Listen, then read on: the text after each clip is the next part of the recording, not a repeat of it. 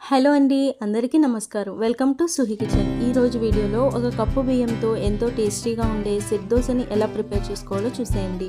దీనికోసం ఈను, వంట సోడా, మినపప్పు ఇవేమీ అవసరం లేకుండానే చాలా టేస్టీగా, చాలా మెత్తగా వస్తాయి. సో ఇది చేసుకోవడానికి ముందుగా ఒక గిన్నె తీసుకుని గ్లాసున్నర బియ్యాన్ని వేసుకోవాలి. సో మీరు క్వాంటిటీ ఎంత కావాలి అనుకుంటే దాన్ని బట్టి వేసుకోవాలి. నేనైతే గ్లాసున్నర వేస్తున్నాను. ఇప్పుడు ఒక టీ స్పూన్ మెంతులు కూడా వేసుకోవాలి. సో ఇందులో శనగపప్పు కూడా వేసుకోవచ్చు. నేను వేయలేదు, మీకు కావాలి అనుకుంటే శనగపప్పు కూడా వేసుకోవచ్చు. ఇది బాగా కడిగేసుకుని 4 గంటలు నానబెట్టుకోవాలి. 4 గంటలు నానిపోయిన తర్వాత ఇప్పుడు మిక్సీ పట్టేసుకోవాలి. సో ఇది గ్రైండర్లో అయినా వేసుకోవచ్చు, మిక్సీలో అయినా వేసుకోవచ్చు.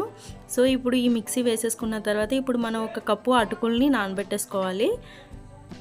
నేను గ్లాసున్నరకి కప్పు అటుకులు నానబెట్టాను. సో మీరు క్వాంటిటీని బట్టి మీరు 3 గ్లాసులు తీసుకుంటే 2 కప్పులు నానబెట్టుకోవాలి. అటుకులు అనేది ఎక్కువ నాననవసరం లేదు. సో ఒక 2 మినిట్స్ ఉంటే మెత్తగా అయిపోతాయి. ఇవి కూడా గ్రైండ్ చేసేసుకుందాము. ఇవి కూడా గ్రైండ్ చేసేసుకుని ఇప్పుడు ఏదైతే మనం పిండి రుబ్బుకున్నామో దాంట్లో కలిపేసుకోవాలి. ఈ ఛానల్ ఎవరైనా కొత్తగా చూస్తున్నట్టయితే ప్లీజ్ సబ్స్క్రైబ్ చేసుకోండి, సపోర్ట్ చేయండి ఈ ఛానల్కి. ఇప్పుడు ఇది బాగా కలిపేసుకుని నైట్ అంతా బయట పెట్టేసుకుందాము. సో చూసారా ఉదయానికి పిండి ఎలా అయిందో. సో ఇలా అయితే కరెక్ట్గా దోశ అనేది చాలా బాగా వస్తుంది, మెత్తగా వస్తుంది. సో ఇప్పుడు ఇందులో ఉప్పు అనేది యాడ్ చేసేసుకుని బాగా కలిపేసుకుని దోశలు వేసేసుకుందాము. సో ఇలా మీరు ఇంట్లో ఏమీ లేనప్పుడు, పప్పు అవేమీ లేనప్పుడు ఇలా ఓన్లీ బియ్యంతోనే ఇలా చేసుకుంటే చాలా బాగుంటుంది, చాలా నచ్చుతుంది కూడా. తినేవాళ్ళు కూడా 1కి 2 తింటారు.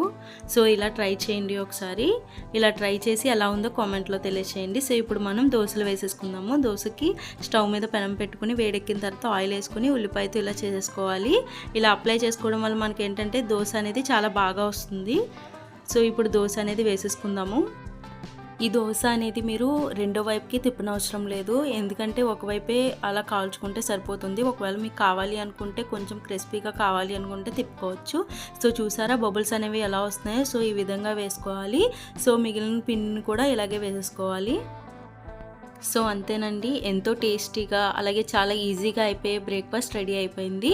సో మీరు కూడా ఇంట్లో ట్రై చేయండి, ఎలా వచ్చిందో కామెంట్లో తెలియచేయండి. ఈ వీడియో నచ్చితే కనుక లైక్ చేయండి, షేర్ చేయండి, సబ్స్క్రైబ్ చేయండి. Thank you all.